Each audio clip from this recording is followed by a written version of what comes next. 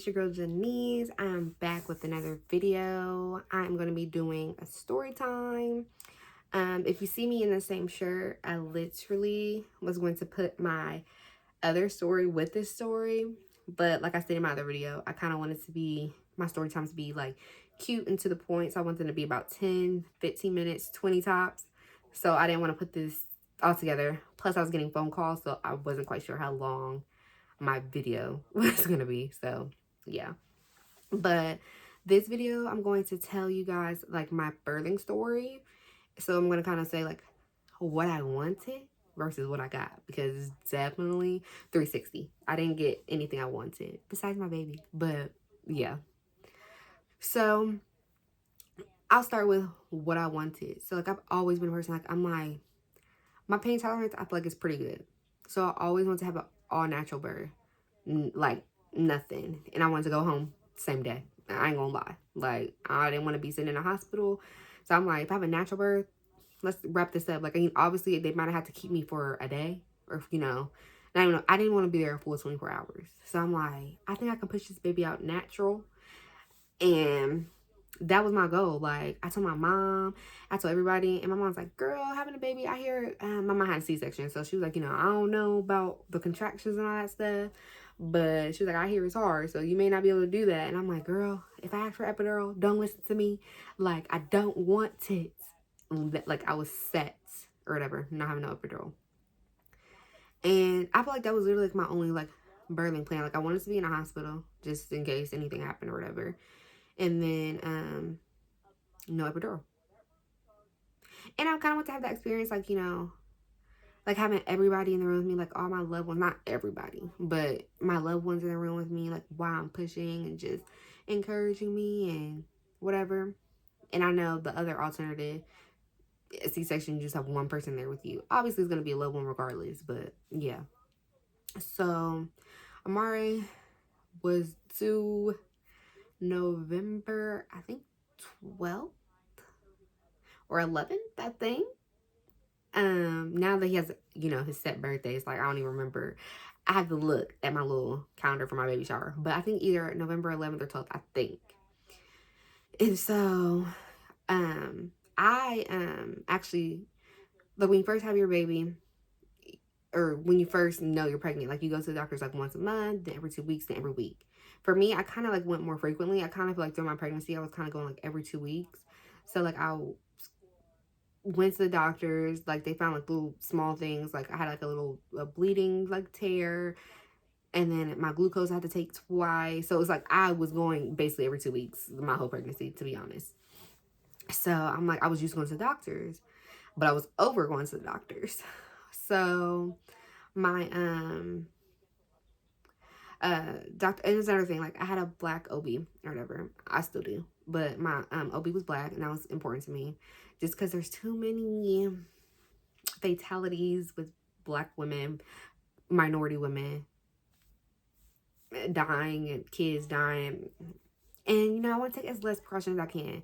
Not saying that a Caucasian, a white person could not take care of me, because my baby's pediatrician is white and I love her. But for me, that was a thing that I wanted to, and I actually got that. So you know what, I ain't gonna say I didn't get everything I wanted. I have a black OB, and I really wanted one, and she was great. So that is the one thing I got that I wanted. But so I was going like every 2 weeks or whatever. His due date November 11th or 12th. I'm gonna say at my 30th week mark, he was not turning at all, whatever. Like his head was up top. And so I was like, man, I hope he turns, because I'm like, I don't want to have a C-section. I was like ruined, like, please, my baby, turn for mama. So I think like 32 weeks, the boy was not turned. So my doctor like was like, well, I think, he's not turning. So she was like, we're gonna look into doing a C-section. Excuse me. She was saying we can like look into doing a C-section. She was like, we can wait till you're closer to 40 weeks just to see if he will turn or not. Like at a certain period of time, like they usually won't. Like so 30 weeks is normally like when babies like will get in their position or stay in their position that they're in. And so she was like, we can wait to so many like 30 something weeks. If he doesn't turn, then like we're gonna give you a induction day or whatever. So I got my induction day. It was November 8th or 7th. So 7th or 8th or whatever, November. His original due date was November 11th or 12th or whatever. But I had went for like a doctor's appointment in the beginning of October because at this point I was going weekly. And she was like, oh, like your fluids, my amniotic fluid, like, the fluid that your baby's in your belly. She was like, it's low, like lower than normal or whatever. She was like, so your next appointment, when you come in next week, I want to do a stress test on you or whatever. And I'm like, okay. She was like, because I don't want it to get too low. She was like, because then we might have baby sooner. I'm like, okay. So for this, for my stress test appointment, my grandma wanted to go with me. And so it was early in the morning because your stress test, you could be there for up to an hour. And so, like, they're supposed to, like, hook up this up to your belly and monitor, like, heartbeat, movement, all that type of thing or whatever. So you can be there for a while because they want to make sure your baby's not in distress. And since my fluid was low, they obviously wanted to make sure he wasn't in distress. So I go to the appointment or whatever. So I actually stayed at my grandma's house because the appointment was early. So your girl was tired, was pregnant. So I'm like, I'm going to stay at my grandma's house the night before. So when I get up, I have to get up even earlier to pick her up, blah, blah, blah. So get ready, whatever. So me and my grandma get in the car. This is October 26th, like early in the morning. I think my appointment was at 9 a.m. possibly, or like 9:30 between that time. So we go, whatever. And my doctor was like, oh, we're just going to do an ultrasound today. And I'm like, oh, okay. Like, I'm thinking, like, I was supposed to have a whole stress test, blah, blah, blah. Did not. So she's like, my doctor comes in, she's doing the ultrasound, and she's looking or whatever, and she's explaining, like, obviously what she's seeing. And this is a side note, y'all. When I look at the little ultrasounds, I'm sorry, I just feel like your baby looks like an alien. Like, you cannot tell, like, what it is. Like, certain little things where I'm like, oh, you see the lips or you see the nose. Okay, you can kind of see that. But, like, as the overall picture, I'm like, girl, I don't see none of that. But, hey, you went to the school for this. And honestly, I feel like that's super cool, like, to know, like, what's on the sonogram and stuff. Because just, like, I feel like a person just looking, I think the baby looks like an alien. Like, and low-key, my sonogram pictures were not good. Like, the whole pregnancy, my baby had his hands, like, in his face. I never got a good face pic, nothing. But that's besides the point. So she's, like, explaining or whatever in the ultrasound, like, what's going on. And at that point, I'm like, okay. And then she was like, all right, we're done. She wipes me off. She's like, well, we're going to have baby today. And I was like, oh, I said, are we? She's like, yeah. She's like, your fluid, she said, she said, it's even lower. And she put out the chart and was like, it should be here, but it's here. And she's like, I don't want to get any lower than this. She was like, and he looks really healthy. I was 37 weeks. She said, he looks really healthy. So we're gonna, yeah, I was 37 weeks or 38, one of them. She was like, he looks healthy. I can see he's breathing and stuff on his own in there. My grandma's just looking mortified because obviously she just came to support me during this stress test because, I thought I was going to be there for a while. Gonna find out, I just get a quick ultrasound and they tell me I'm having a baby today. So she's like, what hospital do you want to go to?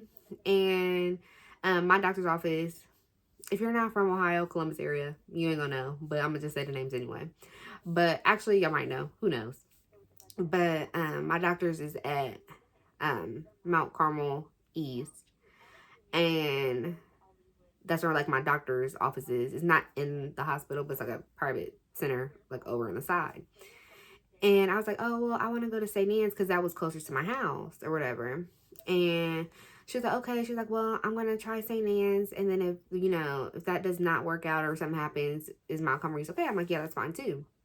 Because that's where I basically go for my actual appointment.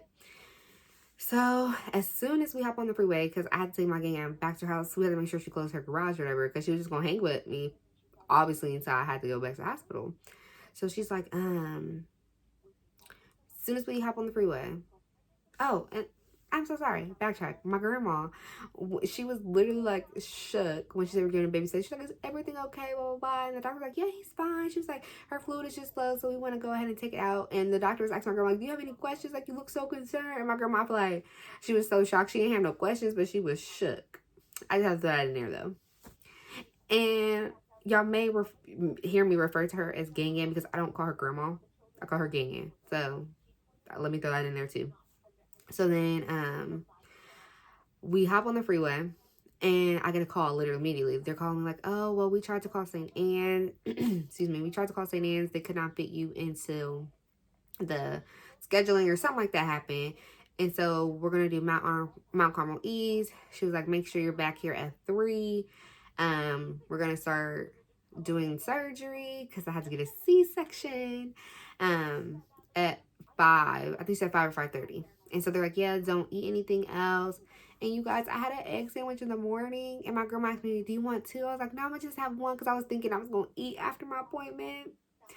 No, I should have ate 2 freaking egg sandwiches because I was starving. So we go to my grandma's house. Her garage was closed or whatever. My grandma gets what she got to get, and we go back to my house. I call my mom, I call Omari's dad, and I call my best friend, I call my sister. And they're all just like, oh my gosh, my mom leaves at work or whatever. Yada, yada, yada. My bag, I had literally just finished packing my birthing bag. And y'all, my baby shower was on October 1st. Because I was like, oh, like we can do like, a month before because I wasn't due to November. But I had my baby in October too, the same month as my baby shower. Thank God it wasn't before. But yeah, so I get my bag, put in the car seats already in the car.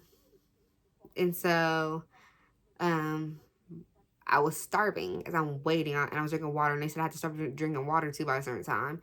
And I got in the car or whatever, and honestly, so I was just thinking, I was like, dang, I ain't gonna be able to push. I'm gonna have to get an epidural, like all the things I did not want. And it's like, it's coming to light. But I realized, like, when you're pregnant, even just me finding out I was pregnant, how I'm like, this is not the way I saw envision all this. So I kind of honestly was already open-minded literally with everything. And I say to pregnant mamas, you can have a birthing plan, but be open if that changes drop of a dime. Because I at least was like, okay, they're telling me I'm probably gonna have a C-section. I was coming to terms with that. And then I go to a doctor's appointment, they're telling me I'm delivering a baby today. So that's why my things really can change so quickly.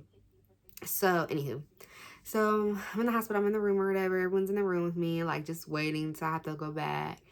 And it's so cute. My sister had like some people record or whatever, like a little message to my baby.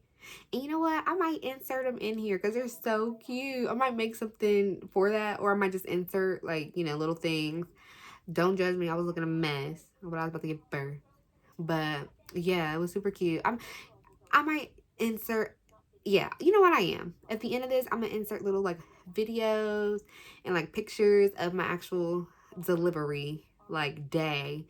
Because they're really cute and they're like so special to me. But yeah, so everyone's there. And so I have to have a C-section. Only one person can go in the back with me. And obviously, I'm just assuming, like, me and his dad are going to go back there. And so my parents, like, this is their first grandchild or whatever. And Omari's dad could tell that my mom, like, really wanted to be back there with me. Like, and so he asked her, like, do you want to be back there with him? With her. And my mom was like, yeah, I do actually. And so in the moment, like, I was like, honestly, y'all, I don't care who's back there. Either one of you guys will be fine. I just want someone to be calming and make sure my baby's okay. You know what I mean? Like, I don't care which one of y'all, honestly. But I really did appreciate him, like, even offering, like, for my mom to come back. Because she really wants to come back. And so my mom's like, well, yes, I want to go back. So he let my mom come back with me or whatever. So it was me and my mom. And my mom, like, had videos and pictures and all that type of stuff. So she sent out to him. And when you have a C-section, you go back by yourself. So, like, they bring, like, my mom came back, but they were like, you're going to be here because you got to, like, scrub in. Like, she had to put the outfit on and all that type of stuff. Or obviously, I'm having a surgery. But I go to they take me back there by myself. They're like, you're only going to be back here for like 10, 15 minutes by yourself. It felt like a million years. But I go back there. The room is cold. Like, I feel like it was below 0. Like, I was freezing. So I was like, how am I about to get this epidural? Like, I was shaking. Like, I was freezing cold. So my mom is not back there at this time or whatever. So you sit in this little chair. They put a little thing in your fingers in this chair. And then you lean up. And then they get your back ready. And that epidural did not hurt. Like, it was fine. Like, I barely felt it. I was just nervous I was moving because I was so cold. But I tried to, like, be still because I'm like, I do not want y'all messing up. Whatever. But they did that. I laid. You get a catheter, too. And so I'm laying on the table. Like, your leg kind of have to be, like, what's this, that butterfly? Like, so I guess imagine if you're a girl, you know, like, if you're getting waxed, like, your legs have to be butterflied. And there's like a little sheet. It's a little clear opening though, but it's a sheet above, so you don't see what's going on down there or whatever. And they talk to you. Then I had a lady up here. I believe she was controlling the medicine in my epidural if I felt anything. Then there was a guy right there. I don't know if they was doing the same thing. I don't remember what he was doing, but he was up there too. And he was getting me like warm blankets because I was shaking still because I was so cold. So they're giving me warm blankets. They kept asking me like, do you want more? Like, let's heat these up or again or whatever. So I'm laying there. My doctor is doing her thing down there. She's talking and the lady's talking to me. And then let me backtrack. So after I'm laying on the table, catheter, blah, blah, they bring in my mom. So my mom is up at the top part too. So I'm just shaking or whatever. And honestly, you don't feel anything. Like the only thing that you feel, like, you feel the numbing sensation. In my head, I'm just like, I was literally trying to move my feet. Like, even though I know I couldn't move it. So I was saying like, oh, I'm like, it kind of like, I couldn't describe how I felt because I kept saying it. I said, I feel like it hurts, but I just didn't know the right words. I just didn't know how to convey. Like, I just feel like a numbing sensation, which you're going to feel you're numb from the bottom down.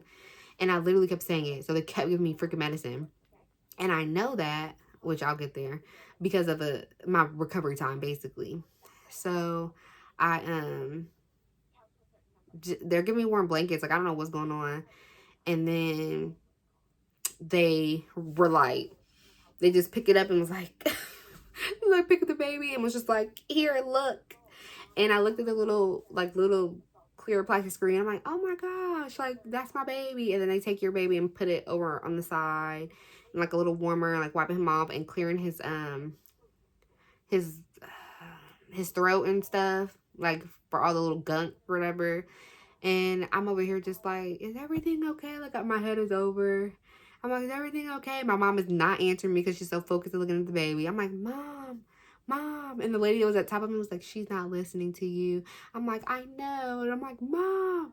She's like, yes, the baby's fine. Whatever. But she was just so focused on looking at him and like so happy and making sure everything was all right with him. Like, so she freaking tuned me out. But I mean, once you're a mom, just literally once you're a mom and your baby's born, just know it's all about the baby, not about you. Because I'm like, I saw that after 1 second because I'm over here like, Mom. And she's ignoring me for the baby, which is okay. Obviously, that's just how it's going to be.